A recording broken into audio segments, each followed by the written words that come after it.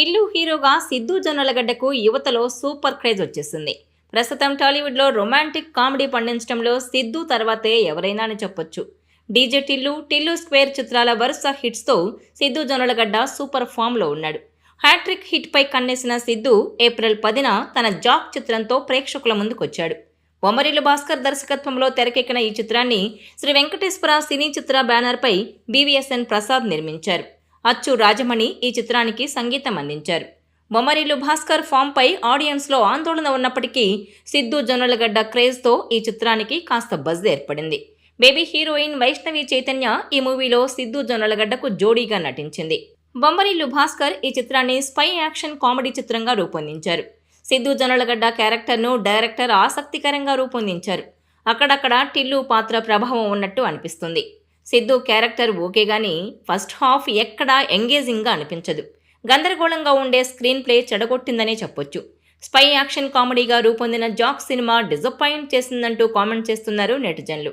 Jack కథ మీద సరిగా వర్కౌట్ చేయలేదని విమర్శ ఎక్కువ మంది నుంచి వినబడుతోంది. రా ఏజెంట్స్ అంటే రాయల్ కింద చూపించాలి, కానీ ఇలా రోత కాదంటున్నారు. ప్రతిసారి వన్ లైనర్స్ పంచ్ డైలాగులతో సినిమా వర్కౌట్ అవ్వదని, ఇది ఎప్పటికీ అర్థమవుతుందోనని హీరో సిద్ధు జొన్నలగడ్డ మీద సెటైర్లు వేస్తున్నారు. సినిమాలో అటు కామెడీ ఇటు స్పై సీన్లు కూడా సరిగా కుదరలేదంటున్నారు. ఈ కథలో దర్శకుడు బొమ్మరిల్లు భాస్కర్ కమర్షియల్ అంశాలన్నీ ట్రై చేశాడని, అయితే ఒక్కటి కూడా వర్కౌట్ కాలేదని, స్క్రీన్ ప్లే క్లమ్జీగా ఉందని టాక్. చివరకు వైష్ణవి చైతన్య సిద్ధు మధ్య రొమాంటిక్ సీన్లు కూడా వర్కౌట్ కాలేదు.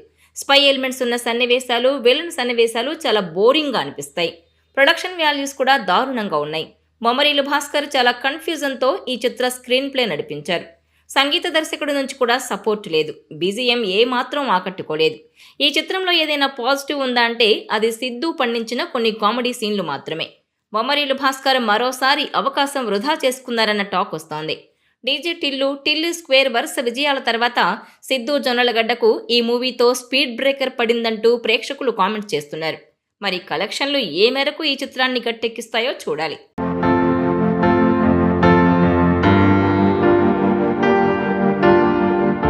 ఈ వీడియో మీకు నచ్చినట్లయితే please share, like and subscribe R24 Telugu.